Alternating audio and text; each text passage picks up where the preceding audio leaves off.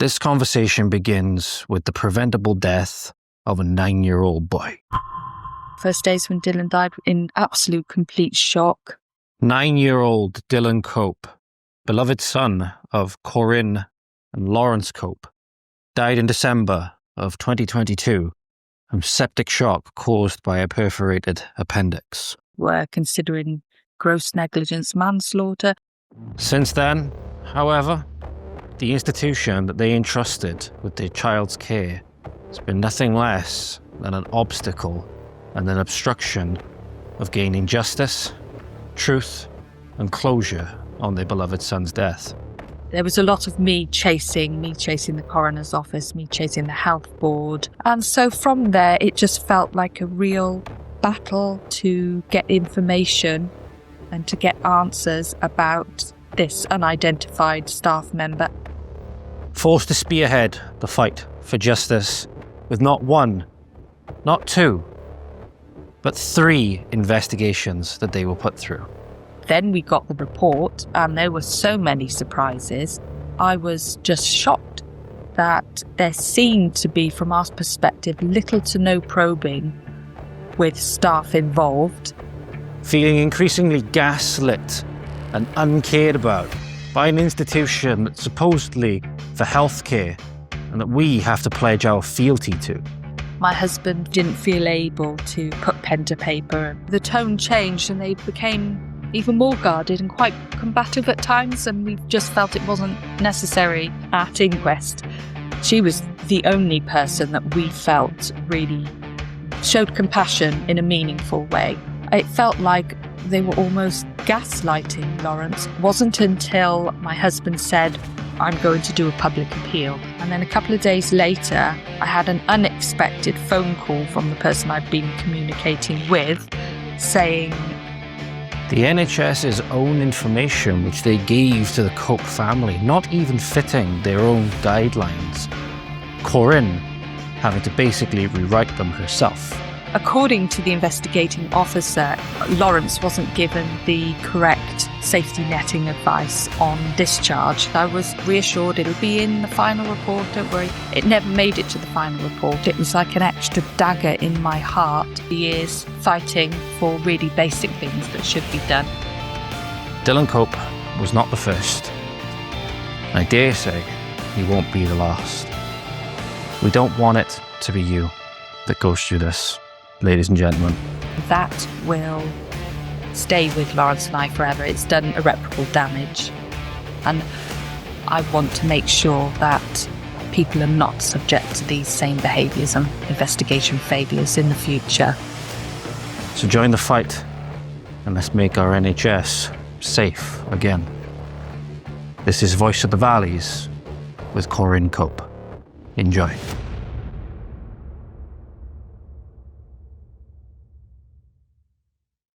Hey there guys, welcome back to Voice of the Valleys yet again with your host, Mr. George Cresswell. A very interesting, important guest for you today. Got one hell of a tragic story, unfortunately. We're not going to be dwelling on the actual events too much because this is more so a story that you'll be seeing in the interviews that I've done in the past, highlighting, the fight for justice, corruption, all of these things. The lady that I've got on the podcast today, Mrs. Corinne Cope, has known tragedy firsthand and known that fight firsthand with the tragic loss for her 9-year-old son. We're going to highlight a lot of that today because it's important for people to be aware of people's fight for justice and the actual trials that people go through to try and get justice. And it seems as though the people that should be set up to help these things and help with the investigation in the fight for justice in many ways seem to be a hindrance. So we're going to go over all of that today. It's going to be a very touching, very important episode. Thank you, Corinne, for coming on. I greatly appreciate it. Would you mind just giving people a little bit of insight as to why we're sitting down today and the background to yourself and the story, please? Yeah, so December 2022, my 9-year-old son Dylan had about a week of intermittent illness. His father, I was working 2 jobs at the time, and after a couple of days of being well in himself, Dylan had experienced abdominal pain again all day But then later on in the day, a really excruciating and alarming bout of about 20 minutes of abdominal pain, followed by vomiting and a bit of mucousy diarrhea. And it was so alarming, my husband took him straight to the GP, who kindly saw him immediately and referred him to the Grange Hospital's Children's Emergency Assessment Unit in Cwmbran. She apparently had done everything right. She'd done the electronic referral and also phoned through. My husband was never given a piece of paper, so he was sure to tell everyone on arrival and all the clinicians that saw Dylan that they were referred by the GP and that she had concerns about Dylan's appendix. We didn't see the referral until, Dylan became very unwell and tragically died. But she'd put some information on there that was really vital clinical information about guarding of the right iliac fossa, which we now know was indicative of appendicitis. And her working diagnosis was appendicitis. And Dylan was seen that night by several clinicians. My husband kept me informed via text message several times. And Dylan was discharged early hours of the following morning with a diagnosis of flu, and his abdominal pain, which was his main presenting complaint, was attributed to the flu diagnosis, also known as mesenteric adenitis. And my husband was given safety netting advice for flu, but not some crucial abdominal pain safety netting. And Dylan remained very unwell for a couple of days, and I wanted him to return because something didn't feel right, but my husband felt suitably reassured by one person in particular that he felt at the time was a surgeon and had texted me at that time referencing him as a surgeon. That person hasn't been identified still to date. And tragically, a couple of days later, Dylan became very unwell, and a further catalogue of failures occurred with the hospital's open access system and the 111 service as well, who my husband was directed to. And Dylan eventually returned to hospital that same day, but much later on, and was very unwell. And we discovered that he had a perforated appendix and he was treated for overwhelming sepsis. And tragically died 4 days later after a very stormy time in PICU at a different hospital. And we later learned of the multiple failures in Dylan's care from the moment he left the GP. His abdominal pain was misdiagnosed, and he was erroneously, according to the health board, discharged from hospital. And there was just a catalogue of failures that we later learned from the hospital, and also, I touched upon that a few moments ago, the hospital's open access service and also NHS 111 Wales service as well. And independent medical experts also highlighted following Dylan's death that although the treatment for his sepsis was very timely, it was suboptimal and likely caused Dylan to have multiple cardiac arrests on his second admission when they administered anaesthetic to remove his appendix, and therefore further reducing Dylan's chances of survival. I do have to say at that point it was a complex situation for emergency staff to deal with, but that was just an extra blow, when you just think of all of the things that went wrong for poor Dylan. You likened it almost as though it was holes in successive sheets of paper, and it's almost like these holes all just lined up in the perfect way, and he sort of fell just down through the system. For want of a better word, a perfect storm. And what was so alarming, some of the things that we discovered through lots of questions we asked, and also the health board's internal investigations, and some from the coroner. But by that stage, we'd identified ourselves that things just weren't right. And what was so alarming was that there were little to no checking mechanisms in place or robust safeguards to safeguard vulnerable patients like Dylan. And the fight, the continual challenge on my part to get many of these things that were very reasonable, feasible safeguards in place just to help strengthen these processes was shocking, considering the child had lost his life. And I appreciate that some elements of what happened to Dylan may be slightly unusual, but a lot of these failures and system failures and human errors as well would still be present with other patients. But I think for poor Dylan, the catalogue of them meant that any number of them, had they have not occurred or occurred differently, could have potentially changed the outcome for Dylan. And so I did say to the health board in one meeting that Dylan won't have been the only child to be erroneously discharged because of these, what I perceive to be very unsafe systems. And that's why you need to check systems and continually review them to ensure that they are robust, particularly when staff are busy, so that you're mitigating that room for human error and for staff to deviate from standard procedure at times when they're busy. To them, one little action or inaction might seem inconsequential, but in combination, they can lead to a catastrophic outcome. It's a bit like the people liken it to the butterfly effect, or almost. Well, and where a butterfly flaps its wings on one side of the world, does it send off a cascade of events on the other side? But in this instance, it's exactly as you're saying, there's these successive failures in many ways, and I'm sure we'll go into those in a moment. Because as you mentioned, very, very sadly, and to the great shame of what many people say is the envy of the world, supposedly, Dylan is not really the first, from what I understand. And obviously, if nothing happens, people in these positions, whether it's managers or whatever, those go, lessons will be learned and all of this stuff. But do they actually try to learn the lessons, or do they actually implement changes? But you mentioned, wasn't there a young girl before that sort of set the precedent for this, and highlighted that this wasn't actually an isolated case in Dylan's case?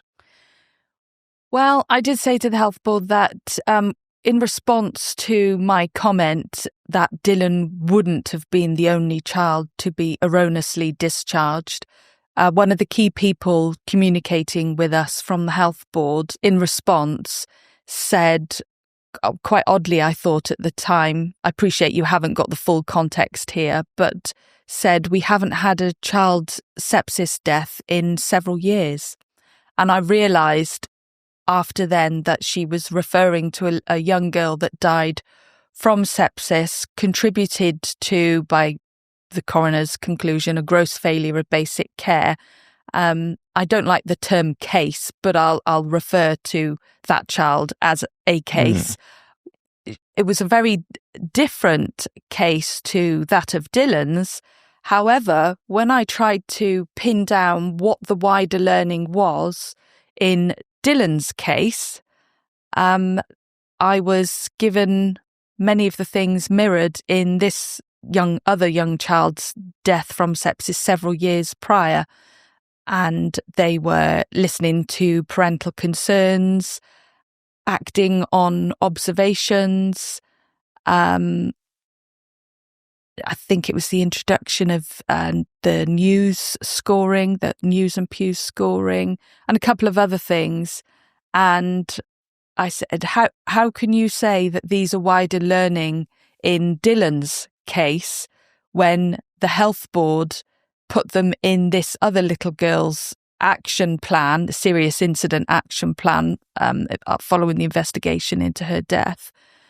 And they haven't even been implemented, certainly maintained, within the same health board, let alone on a wider basis. And so, I think that's quite strong evidence that when people say lessons have been learned, what does that actually mean? If I had £1 for every time I heard that or we read that, not solely about Dylan, but anyone, it's really hollow and quite meaningless. And one of the things that I've really tried to work hard to do with the health board is to try to change that culture and say, look, general public don't want to hear this. They see straight through it and it really is meaningless, rather than focusing solely on all the wonderful work that the health board are doing in the cases where they do get it right. How about we have a bit of transparency and try and change the culture and say, this is a ideal opportunity. There's no greater opportunity of learning than from the preventable death of any child. And so how about we try to change the culture, hold your hands up and say, we don't always get it right. And here's one instance where we got it terribly, terribly wrong. It was no one person's fault. It was a combination of things that went terribly wrong, systemic issues and individual deviations from standard procedure, etc. No words can ever convey how truly sorry we are for poor Dylan and his family. Here's what we're doing about it. And evidencing that they're learning, rather than coming out with these, just really hollow statements like lessons have been learned that are just truly insulting to Dylan's memory, to us and the wider public. The wider public it could be their child in the future. It could be their child falling victim in the future, obviously. Yes, absolutely. And so one of the things I tried to do was involve myself in some of the improvements following Dylan's death, things that myself and my husband had spotted. For example, like one minor example was they didn't retain CCTV footage that could have helped identify some of the key staff involved. And I'd asked the governance team several times whether this could be changed for future. And I was told, no, there's nothing we can do, until I continually challenged. And then when they did the second investigation, they said, yes, we will ensure that this is documented in our policy, that it's considered in certain cases. That I think at the time they were calling them serious incident investigations. Another was when I identified there were little to no checking mechanisms in place that led up to Dylan's erroneous discharge. And one of them was an IT prompt. I said, look, you've got all these staff doing all these things. Why don't you mitigate these risks? Even simple things. You don't need fancy IT equipment. You could have a checklist that's mandatory to encourage staff to say who's seen this child, who's authorised the discharge, or an IT prompt as well to say, are you sure you want to click on print and complete? Has this child been seen by a senior doctor? If so, what is their name? And have a bit of accountability within the process, simple things like that. But it shouldn't really take bereaved parents to come up with these suggestions and continually suggest them, which I did with the checklist and the IT prompt. And several times I was told, no, our IT system can't be individualised, until before the inquest I'd met with the medical director and a few other people, and he'd said, yes, I've implemented that now. Another one was the open access failure. So the hospital's open access system that they give on discharge, usually within 24 to 48 hours for you to call and update on the patient and help determine next steps. And according to independent medical experts, they use the term system letdown, that had failed. And I'd said about, recording them. And I said, I was trying to establish, what is the function? Why are you giving this number? I was just met with, we can't identify the person that took the call. And it's not an advice line anyway, which I appreciate. But I was trying to establish, okay, so what is the whole function of the open access? What is the function of this system? And I was just given some really vague information.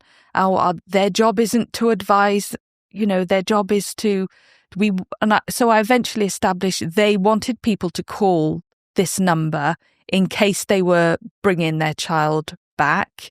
So because they wanted a heads up, they wanted to know who was coming back, essentially. And so I said, okay, well, we don't give advice. And I said, yes, but my husband was given advice, which was X, Y, and Z. And so there was a lot of confusion, really, of getting, there was just seemed to be no process whatsoever. And they said they couldn't identify the person that had taken the call. And so I eventually said, okay, we've established, so they do give advice. You're saying it's not specific advice, but when you say specific advice, telling someone we're still really busy, give your child Calpol, 111 are the best route for further help, because children with flu often do feel really rough before they get better.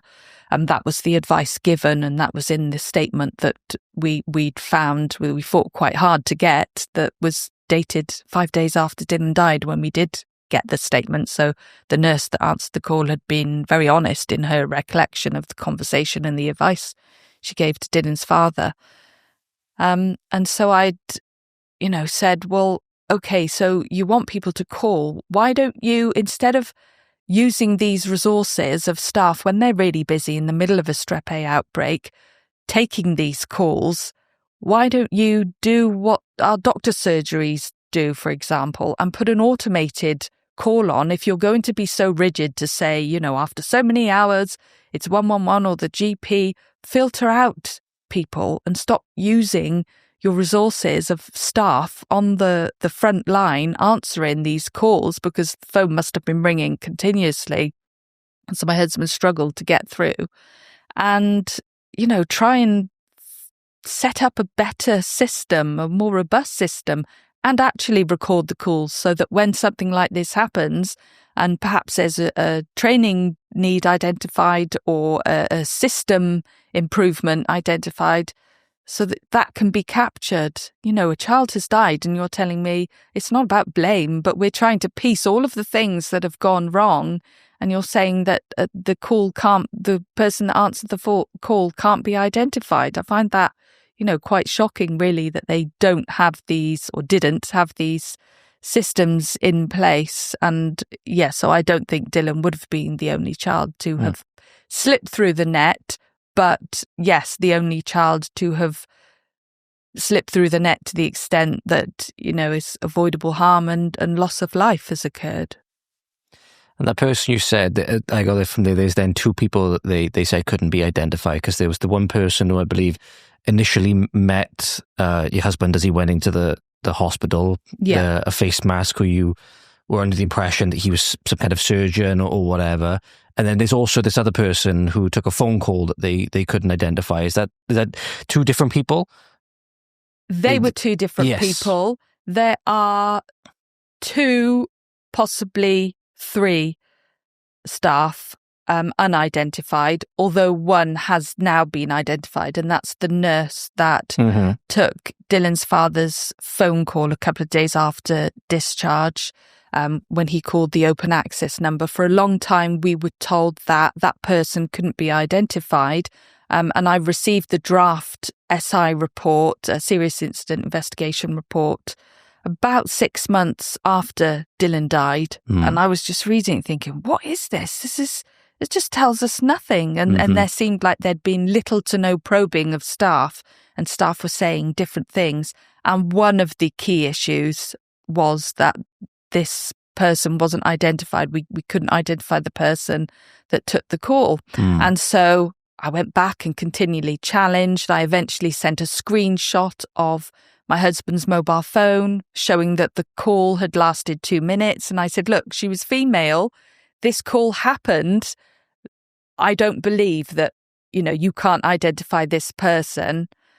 And eventually we were told, we have now identified this person and she has now given a statement, but it's only a few lines and she can't recall. It doesn't tell us much and she can't recall whether or not she definitely spoke to Lawrence.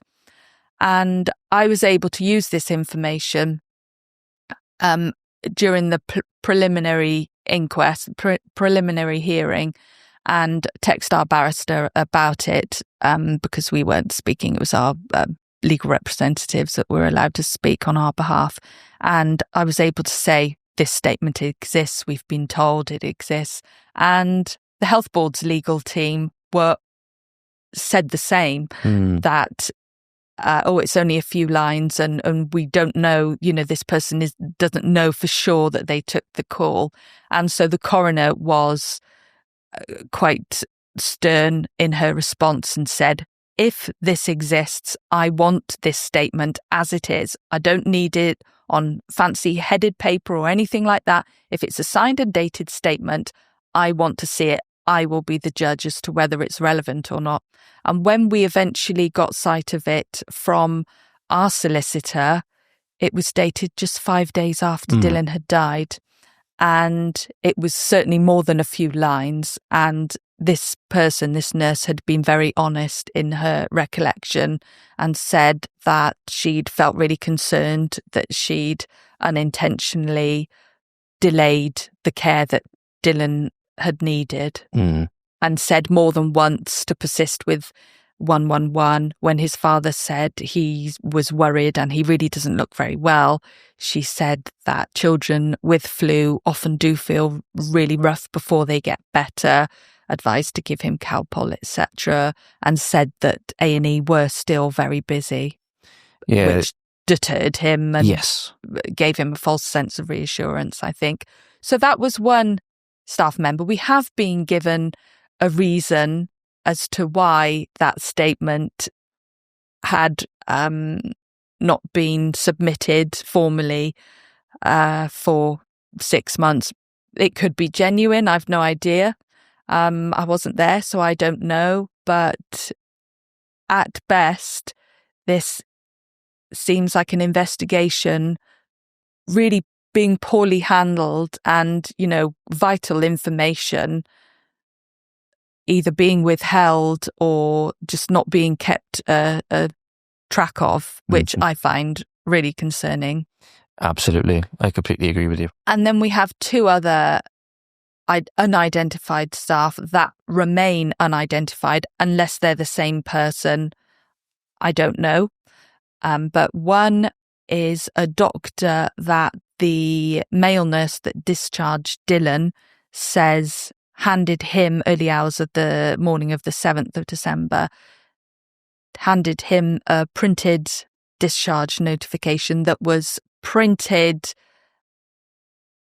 over an hour earlier, and instructed him to discharge Dylan. That person's never been identified, and the male nurse seems to have had changing recollections as to who that person was. So again, I wasn't there. I don't know. I just find it astonishing, really. And then the other person, whether or not they're the same doctor, I don't know, is the person I referenced earlier that my husband felt the most reassured by that evening, and actually texted me referencing him as a surgeon. He believed at the time that this man was a surgeon. The health board have since written to us by email and also letters, and refer to him as a senior doctor, and they say that this is the CEO and the medical director, and they share our concern that a male senior doctor may not be entirely honest in his recollection of reviewing Dylan and reassuring Lawrence that night. And again, that in itself is really concerning. I find it really hard to believe, due to the nature of the conversation that was had, that this person wouldn't remember Dylan after learning that a couple of days later he was readmitted critically unwell and then died 4 days after that. I think if that was me, apparently all the staff on duty were informed a couple of days after when Dylan was readmitted and, became critically unwell. All of the staff were spoken to, apparently. And I think in that situation, I may not remember every single child, but I'd be racking my brains thinking, I was on shift that night. Did I have a conversation about, an appendix can be on the left side in very rare cases, but, that Dylan's wasn't, and dismissing that with his father and having a conversation about swollen lymph nodes and mesenteric adenitis and flu and abdominal pain. I don't think I would forget that just within a couple of days after learning that that child had actually been misdiagnosed and became critically unwell. So I do find that really concerning. And one of the things I find really concerning that unnecessarily compounded our distress no end was when this came to light, this unidentified, we'll call him senior doctor. I think perhaps he wasn't a surgeon, but I think he probably was a senior doctor, and the health board do have said that they find some of the language used and some of the terminology and the nature of the conversation that he had with Lawrence, that he was a senior doctor. And when that came to light, when we got the draft report about 6 months after Dylan died, that's when it came to light, because we wanted to meet with the health board, and, we were just kept at arm's length. We were told no, to leave them to it. They'd be almost forensic-like in their approach. I did say that I was really concerned. I wanted things, while they were still fresh in their minds, statements from staff, etc. And I was reassured that, they knew what they were doing. They'd be really thorough. And when we got the draft report 6 months later, it was evident that little to no probing had been undertaken. And that's when I became quite challenging and about the unidentified staff, particularly this unidentified male that Lawrence had quite clear descriptors of. Some could be subjective, but I don't think there would be many people present that night that would fit that those descriptors. And so that's when they became quite combative and almost gaslighting Lawrence, saying that implying that he was confusing that person with a senior doctor on duty several days later when Dylan was unwell. It's just inconceivable that Lawrence texted me that night referencing this man, calling him a surgeon, and that he just made him up. I eventually sent the text message, and on readmission as well, it was documented in the notes that Dylan had been seen by a surgeon several days prior. And that was documented because Lawrence had told them, repeatedly said, we came a few days before and, he was seen by a surgeon. And so, there was lots of evidence to highlight that Lawrence was reassured by a non-Caucasian, non-black male wearing scrubs and a face mask. Lots of them were wearing face masks at the time because of the strep A outbreak, apparently, but not all staff. And, he gave a rough age bracket, height, the way he spoke, his demeanour. And so it's just inconceivable that Lawrence is confused. And we were so frustrated trying to get them to undertake basic actions that were completely reasonable. I kept saying, well, if you can't identify this person, why not? This is really concerning. It's not a witch hunt. We're not looking for one individual to blame. But when Lawrence brought Dylan home and I was looking at Dylan thinking, no, this isn't right. And Lawrence said, oh, it's the swollen glands apparently. And I Googled and mesenteric adenitis came up and it said, symptoms included the pain, vomiting, diarrhea. And I thought, gosh, poor Dylan, he's got flu and this, because to me it didn't quite match up. But my husband kept reminding me, I've had flu before and I've been really ill like this, and you haven't had flu, and he's got this and the mesenteric adenitis. And he's been seen by a surgeon, he kept saying to me, why would you want to take him back? We were there for hours. It was really, really busy. And so he was the main person that Lawrence felt reassured by that evening. And yeah, it's just inconceivable that Lawrence is confused. Why would he text me that evening? Why would he take Dylan back a couple of days later and say he was seen by a surgeon? This is just nonsense. It's just inconceivable.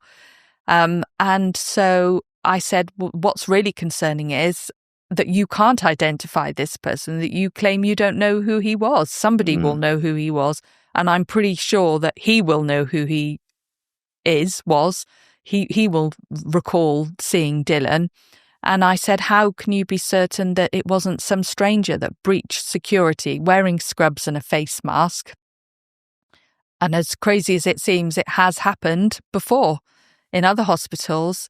And I was assured, no, it wouldn't have been that. Our security is robust. This is when the CCTV came to light that it hadn't been retained, because I requested the CCTV and said that could help identify him. I was reassured that the security was robust. So I said, great, if it's so robust, then do a swipe report for everybody that swiped in and out. Scrutinise all the other children's records to see if perhaps Dylan's been mixed up with another child, because that's happened before, and look to see whether any non-Black, non-Caucasian male has reviewed any of those children with flu and or abdominal pain, and create, for want of a better word, a short list of potentials. And that was really difficult to get them to do that. Eventually, when Lawrence said, look, if you're not going to do this is completely reasonable, I'm going to do a public appeal, much like when there's been a car accident and they appeal for witnesses, because Lawrence said, I don't believe that this man won't have seen other children that night. Somebody knows who he is. And when he said that, a couple of days later, I got a phone call out of the blue, which was unusual. It hadn't happened before, because all communication I'd requested to be in writing, unless we'd agreed a phone call on the odd occasion, I think before the report was released. I agreed to a phone call to give us a heads up about some of the content. And the person I was communicating with said, okay, we have now found a way of scrutinising the swipe access, and we will give you the forensic-like investigation that you should have had, and we will undertake these actions as you suggest. And we then got the report. The final report, it was signed off rather abruptly, and still they hadn't undertaken all of these actions. They'd gone from saying no males potentially meeting the descriptors that Lawrence gave were on the unit to 2 surgical registrars, but they weren't called to see any children and didn't see any children other than Dylan. And then after that, we were just so frustrated and so concerned that there's this really serious allegation of a senior doctor reviewing Dylan and reassuring his father, of the misdiagnosis. And so I'd asked several times, how do I complain? I'm not happy about this. Who do I contact? And the first couple of times that was ignored. It was never addressed. And I'd said about contacting the police, about the ombudsman, what's the process? And somebody from Putting Things Right was copied into the email, and I then they offered their assistance, and I said, well, who are you? What's Putting Things Right? What's within your scope? And then, so they told me, and they were promptly removed from the email chain. And then they did agree to meet with us, because I wanted to meet with the health board to discuss our concerns. But after that time, the report had been signed off by the executives, and still with unidentified staff and staff with differing recollections as to what happened. And so we met with the Chief Executive Officer and the Executive Director of Nursing. We produced a report evidencing all of the things that we felt were really shambolic and really concerning with the investigation, certain behaviours that we were subject to that unnecessarily compounded our distress. And we asked for another investigation, which they immediately agreed to, and said that it would be undertaken by independent people. But again, they were people employed by the same hospital. And they did undertake certain actions, and the short list of potentials went from 2 to 12. All were doctors, senior doctors and above. There were no male nurses or healthcare workers or, any other staff of any level matching these potential descriptors that Lawrence gave. And we were told that because each of them had been spoken to and said that it wasn't them, that the GMC and the Chief Medical Officer for Wales at that time had said, due to probity, their word has to be accepted as truth. Lawrence had asked to meet with them, or failing that, to have some form of anonymised visual identification, because he felt very confident that he could at least eliminate, if not identify, and he was told no. And so that's just so frustrating, because I think it's highly likely that it wasn't a stranger that breached security, that it was one of these 12 doctors. And I think they probably would remember. And I find it hard to believe that nobody would remember that night, who it may have been. There were clearly people on the unit matching that description.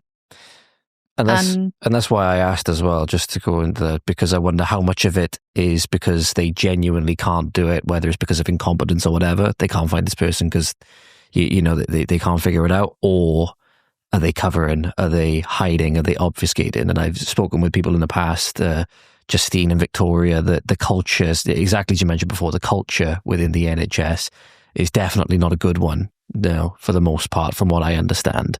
So, that's why I wanted to ask that question. Part of me wonders how much of it is genuine, like you can't identify this person, but how much is it you don't want to compromise the system, so to speak. My gut feeling is the person investigating was inexperienced in some aspects of investigations. None of them are detectives, that's obvious. They weren't forensic, like in their approach, and some of it was managed in a really haphazard manner from my perspective. And I have seen evidence of concerning cultures, and nothing would surprise me now. I've spoken with many people that have, been at the heart of patient safety investigation, and it is really, really concerning. I think in this case, probably my gut feeling, although I can't be sure of anything, I think initially this happened because we were kept at arm's length. And I don't necessarily think it's a massive cover-up that everybody, or those higher up were aware of at the time.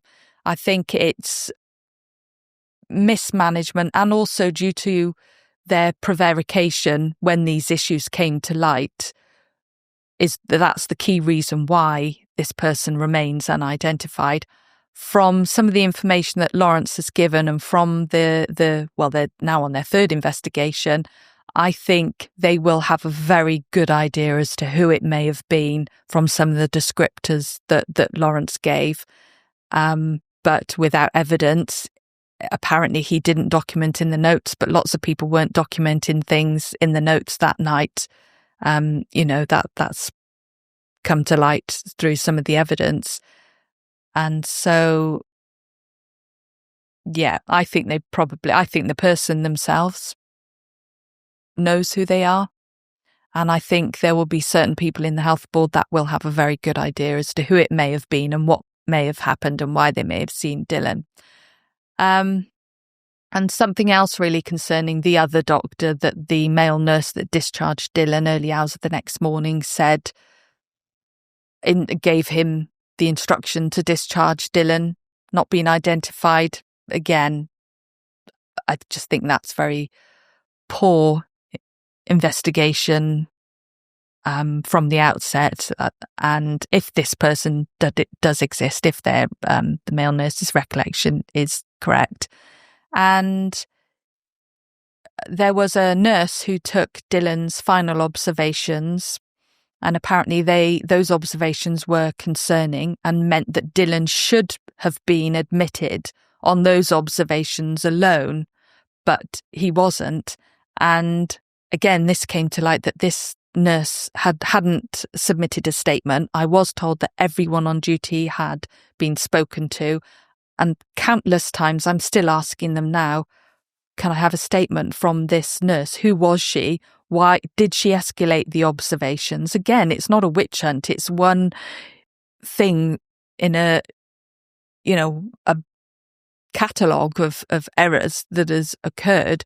But if you're taking observations, what do you do with them? If they're concerning, you report them to somebody else, or you put them somewhere, or find out who was she and why did she take these observations?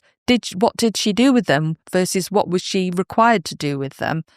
And I was later told, this was some time later after asking a couple of times, that she was a children's ward nurse, pulled into the Children's Emergency Assessment Unit to assist because they were particularly busy.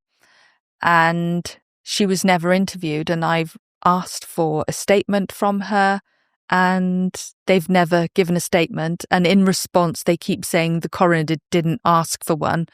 And I said, the coroner didn't ask for one. It's not the coroner's job to scrutinise absolutely everything. And by the time it came to light that these observations that were concerning had been omitted from the serious incident investigation report,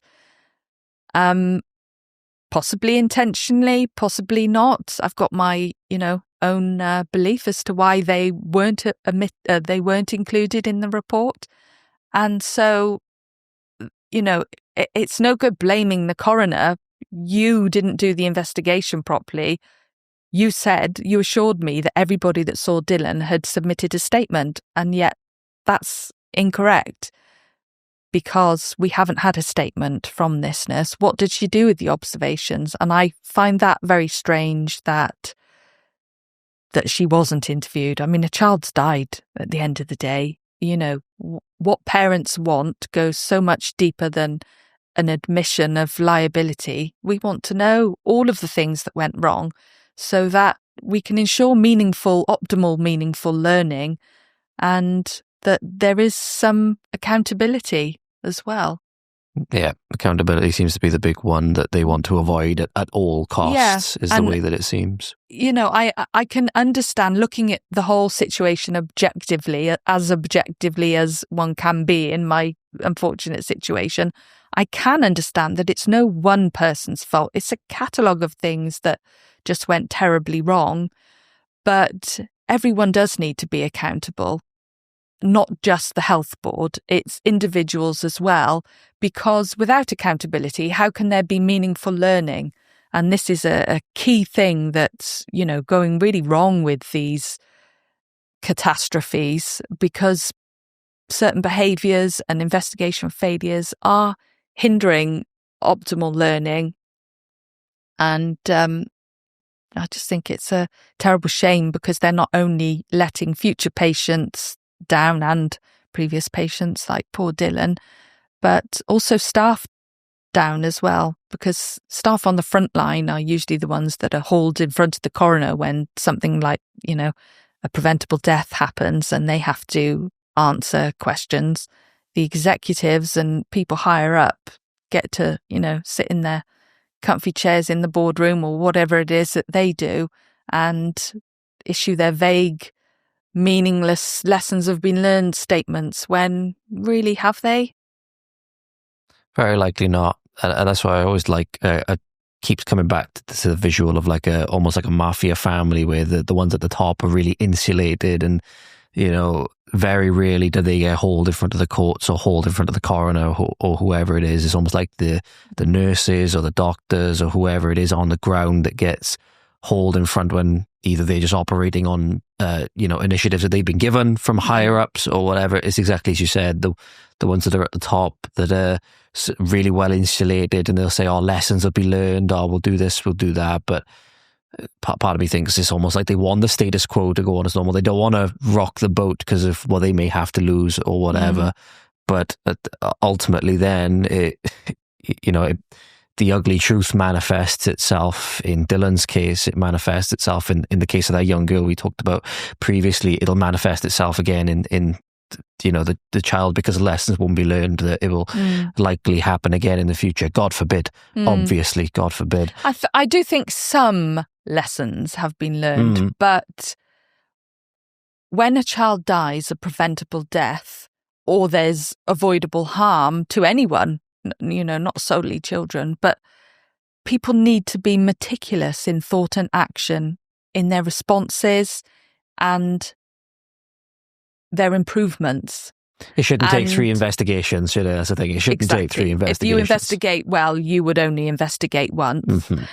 And I think the fact that I've been quite heavily involved in a lot of the improvements and about half of the actions in the Serious Incident Action Plan were there because of me, because of my persistent challenge and because of my input. And we're not talking major things. Some of them I touched upon earlier. One of them was I contacted the UK Sepsis Trust after I learned of the other little girl's death from sepsis and the failures with the open access, the safety netting failure. In Dylan's case, some of these, I looked at the Public Health Wales 4 Nations rapid review of IGAS deaths in children, and that touches upon safety netting there and certain human factors that are believed to have influenced some of the outcomes for the children. And I looked at all these sort of things, contacted the UK Sepsis Trust, found out what pilots were working well in England for both adults and children, and used that information to draft a sepsis awareness action plan proposal for the health board, presented it to them and said, look, this is a major problem. It's not one child every few years. You need to have a zero tolerance approach to avoidable harm and death. And sepsis is the biggest killer and the biggest cause of avoidable harm and death globally. And so, you've got all these failures with the safety netting. What you need to do is this, not say lessons have been learned. What are you doing? Very little from what I've seen. And I presented it to them and say, how about we work together on this? The UK Sepsis Trust are an amazing charity and they do amazing work. Here are some of the pilots working well in England. I drafted some suggested generic safety netting sheets for both adults and children with a QR code directing them to UK Sepsis Trust, really comprehensive leaflets. The Spotting the Unwell Child one has now been formally adopted by Welsh Government and it's available bilingually.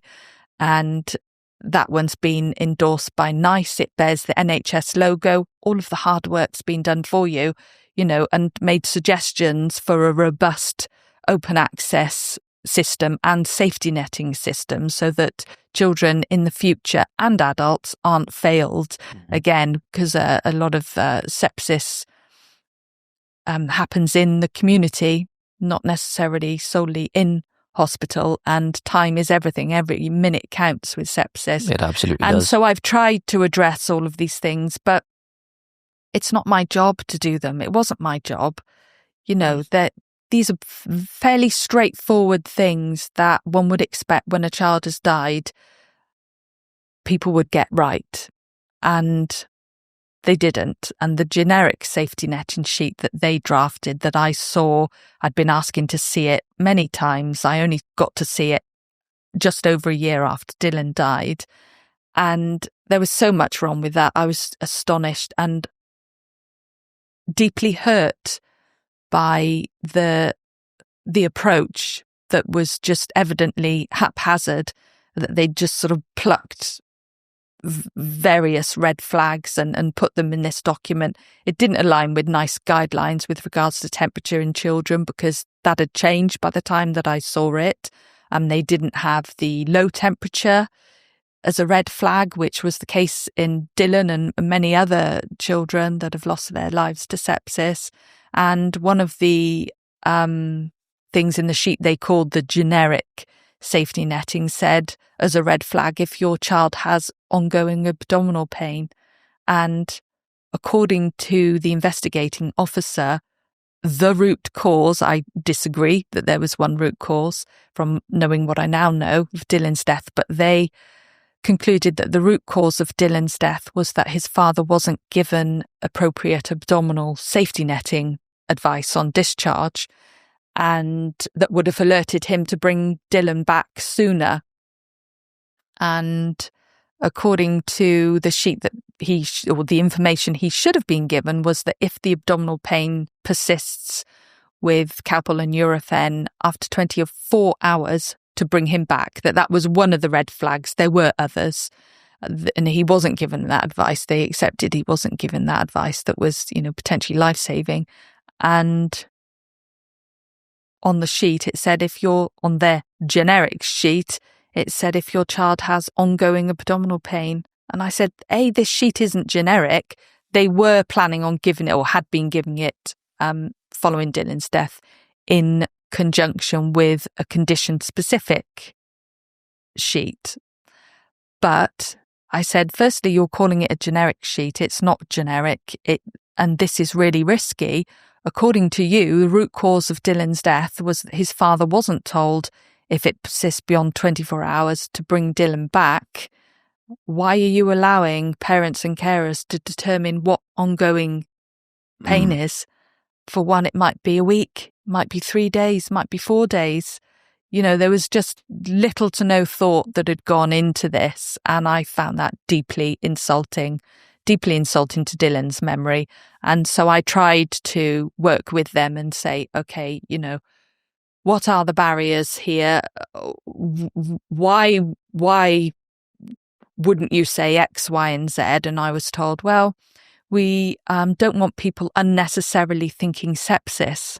And I said, okay, but people aren't going to unnecessarily think sepsis if you're suitably educating them. And so in the context of a known or suspected infection, people need to be told what worse looks like, a little bit about sepsis, what it is, what it isn't. And you don't need to reinvent stuff.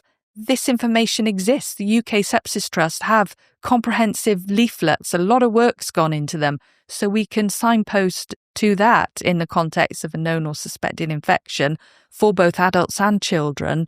And people won't be unnecessarily thinking sepsis. It's very sad that it's taken, as you mentioned, the one thing you said a little while ago was that very sad it's taken a bereaved parent to seemingly implement a lot of for the most part, simple solutions, like even just distinguishing between what ongoing and a more specific time range means. Because as I said, like ongoing for somebody could be an hour, it could be 4 hours, it could be 12 hours, it could be however long, right? Truly, truly, truly, truly awful.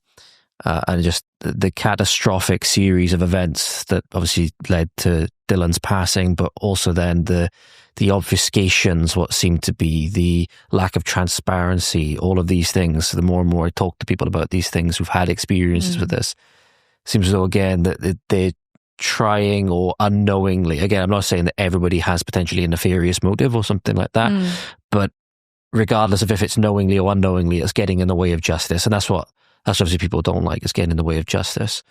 We've got a couple of more minutes now. One question I did want to ask was two that I want to ask. based on your experiences, based on how you see things nowadays, so you've learned about the experiences of others, etc., do you see things currently moving in a positive trajectory for the future, or negative one, or really neither or? I think changes will continue, improvements will continue, but not necessarily to the level that is required. I think the whole system of NHS investigating themselves is fundamentally flawed because you're not mitigating potential for bias, whether conscious or otherwise, when you have someone investigating their own team, which is often what happens and was in the case of Dylan's investigation. And it's not necessarily fair on them either. It's not fair on anyone. And I have many examples I could give where that's, hindered things. And so I think I am in contact with NHS Executive Wales, who are improving the putting things right framework. And hopefully the name will be one of the first things to go, because how on earth can you put things right for somebody that lost their life due to medical errors? But I think there's no evidence that the entire system of NHS investigating themselves will change anytime soon. And I think whilst they lack that accountability, and they are investigating themselves, I think we'll still see lots of these similar behaviours or investigation failures. And I think that's a real shame. But I do think there is hope. There's always room for improvement. But the whole system of the lack of accountability is just beyond frustrating for people to navigate from. I've had personal experience with the public health ombudsman. The coroner was very diligent in many areas and very thorough, but there were gaps that we felt, things she could have addressed but didn't. And so that system isn't as robust. And I understand it's not about blame. It's a limited fact-finding exercise. And I've just, reached out to so many organisations and people. There are some people doing amazing work. So I think there is always a certain amount of hope. And there are some positives that I could share for the health board to maintain, but I think it's a long road, really. Things aren't going to happen, changes aren't going to happen overnight, but we keep banging the drum. I'm a member of Keeping the NHS Honest campaign, and we're campaigning for NHS to have an independent body with regulatory powers to investigate, certainly cases of avoidable harm and or death, to avoid investigations compounding harm to harmed patients and or the bereaved, like Lawrence and I, which, it's not an isolated occurrence. Tragically, it happens time and time again. I've met with so many people that encountered these very similar issues. And so it's prevalent across the board throughout the UK. It absolutely is. It absolutely is. And that goes as well. The lack of robustness seems to be a thing that goes all up and down the UK as well. We've spoken with other people about rogue nurses and all of these other things. They say that things are robust, but it does seem that more often than not, it's not. And it's very, very scary because these people are obviously in control of people's lives.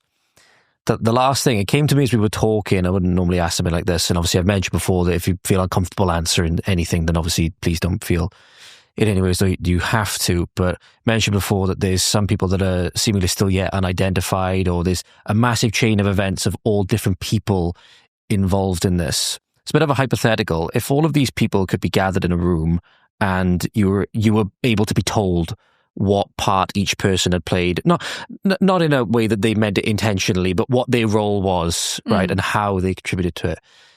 Would you have any words for any of those people? And if so, what would they be?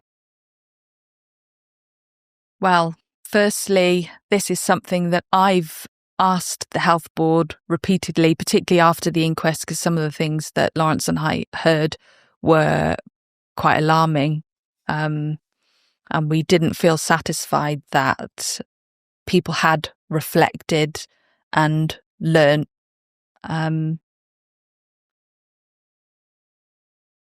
But this is something that was, denied by the health board, or refused by the health board. I think to do with the culture, What would I say to them? I would say that every small action or inaction can add up to a catastrophic outcome if you're not careful in some cases. And so do your due diligence, document things, think very carefully about the task you're doing, that it's not solely a task, that it can have a real effect. And just think about that in your day-to-day roles, because often, as with Dylan's tragedy, often it's a catalogue of small things that have added up, that have led to a catastrophic outcome or avoidable harm. Not always, but often. And yeah.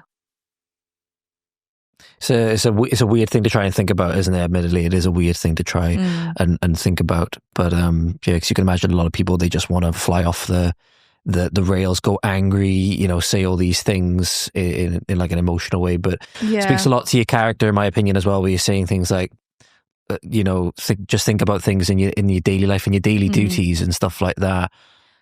One of the things that we wanted to hear at inquest, and we didn't get that, which is why I asked to meet with some of the staff involved, because I can understand in that environment how somebody may come across when you're giving evidence under oath, that it might be quite intimidating. And even though it's not a court of blame, it did occasionally come across as accusatory, probably, to them. And so I can understand why some people may be slightly defensive or come across in a certain manner.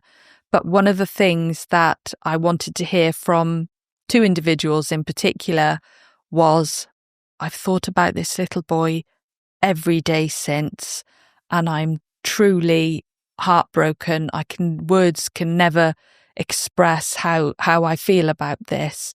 I could never say sorry enough. Of course, I unintentionally did X, Y, and Z, or didn't do this, but I am going to use this to make sure that I am a better nurse practitioner, a better doctor in the future.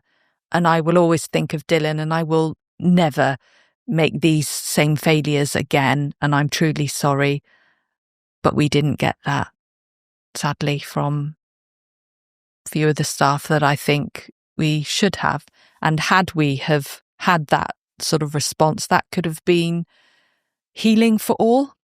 If we had that opportunity to truly learn precisely what went on that night, and some people's thinking behind, certain things that were done and not done. I think that could have been a valuable opportunity for everyone, but we weren't. And I think that's a shame for the staff, because we feel we have no alternative but to report them to regulatory bodies. And that's not something that we ever intended or wanted to do. But because the health board had said no, we'll all be reflecting on the coroner's findings. We don't authorise that, we facilitate any form of meeting. I just think what a shame for them, because I don't think staff were given that opportunity. I think the health board probably answered on their behalf. And if I was a person involved and my oversights had contributed in some way to a little boy's death, I would be beyond devastated, and I would want that opportunity to, perhaps if I didn't feel up to meeting face to face, writing to them, and for someone to, intercept the letter and say, yeah, that's okay to send. And I would have, reciprocate as the bereaved parent, and that could be really healing for me. But instead, someone in particular, one staff member, we were met with quite arrogant, quite a bit of arrogance, and I don't know whether that's truly how they are as a character. I like to think most people in the NHS go in with a genuine desire to help people. You would hope. You would certainly hope. Yeah, and so it's as bereaved parents, our hearts will never even begin to heal, because how can you with the preventable death of a child, but also not knowing exactly what went on and not even being told that staff had reflected, that reflections had taken place. That was never included in the serious incident action plan. And the fact that we heard that no training had been done during up until the point of the inquest, when there were so many obvious flaws, and one of the appendicitis tests apparently misunderstanding with staff about how to undertake one of them, and staff saying they wouldn't do anything differently next time except keep better notes. That was just a blow that we really didn't need at that time. What parents want goes so much deeper than an admission of liability. You know, we just want that human connection and to understand what went wrong so that we can try to process it and move forward. But we've been denied that. We've been denied the full picture. As a result, then, it's hard to get full closure, isn't it? That's the biggest thing. It's hard to get full closure. We can certainly hope that, you know, going forward, you'd like to think a lot of people are good-natured at heart, and the institution itself may lack the emotion, but the humans within it still will. And yes, you'd hope that they would. And there are, I have worked on the health board with a number of things since, and there are some staff who are really decent people and that accept and that can see that the culture system is flawed, and staff that really do want to do a good job and want to help change it. But it's not an easy task. Absolutely. So, there you have it, ladies and gentlemen. My conversation with Mrs. Corinne Cope, mother of the late Dylan Cope, who in 2022, December, lost his life due to septic shock resulting from a perforated appendix that went unnoticed until it was too late.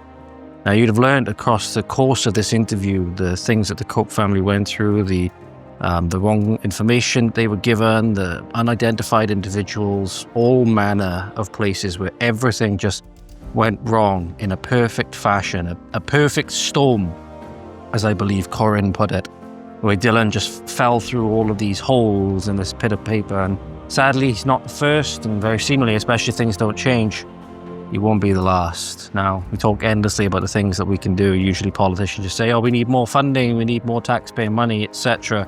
Doesn't seem to be working. The lessons learned, classic line that is trotted out when these things happen, isn't holding water anymore. But what I want to know, ladies and gentlemen, my question to you is, if you're in Corinne's position, try and put yourself into the mind of Corinne as best you can, or Lawrence, and you were able, like I asked Corinne at the end of that interview, to sit yourself down in a room with these people, knowing what each of them's responsibility was. And this is not meaning to accuse anybody of, malevolence or anything like that, but to know what each person's role was and how, in whatever way, however big, however small, that they contributed to what happened in this instance. They contributed to the perfect storm that cost poor Dylan his life. What would you say to them if you would have anything to say to them at all? First think, would you have anything to say to them? And if so, what would it be?